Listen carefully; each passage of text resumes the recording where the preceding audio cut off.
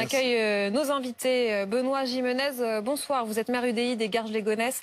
Vous étiez vous aussi tout à l'heure à la réunion à l'Élysée. Vous allez nous raconter ce que vous en avez retenu. Bonsoir Abel Bouilly. Vous êtes président de l'association Tous Uniques. Tous unis. Pablo Pio-Vivien reste avec nous, c'est sympa. Jusqu'à minuit, on va installer nos autres invités dans un instant qui s'installent juste derrière Guillaume Farne. Comment vous expliquez que les dernières nuits ont été plus calmes?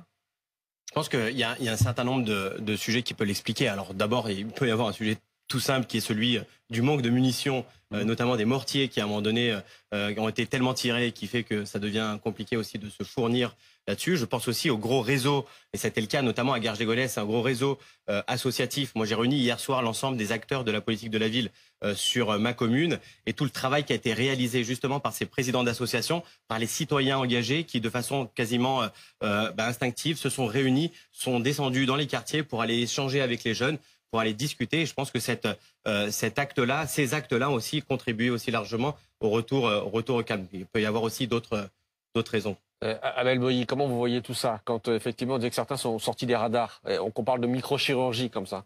Bien entendu, il y a le mot poignée qui est revenu à plusieurs reprises. Il y a le mot minorité versus majorité. Vous savez, je viens de Marseille parce que cet après-midi, nous travaillons sur différents territoires en France et cet après-midi, nous avons mené un débat dans les quartiers nord, dans le 15e arrondissement, dans le Centre Épide, établissement pour l'insertion dans l'emploi. Et j'ai demandé aux jeunes ce qu'ils pensaient de la situation.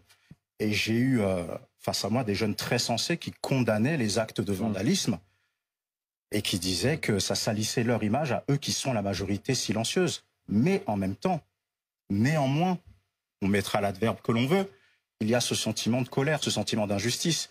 Parce qu'à chaque génération, on parle de ces jeunes qui ont des revendications, qui sont pris dans des débats entre Français à part entière, Français entièrement à part. Mais ça fait 40 ans que ça dure. Et moi, j'ai été interpellé par certains jeunes qui m'ont dit « Mais votre génération, qu'est-ce que vous nous avez laissé ?» Qu'est-ce qu'on répond à ces jeunes?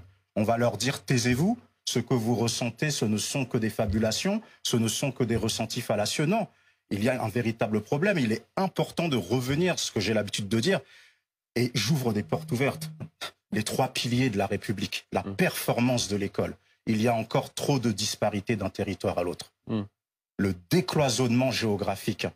La France, pendant des années, a eu un problème avec la mixité sociale. Et ça a été dit, je pense, tout au long de la soirée. Et puis, bien sûr, l'éternel et malheureux problème de la discrimination à l'embauche.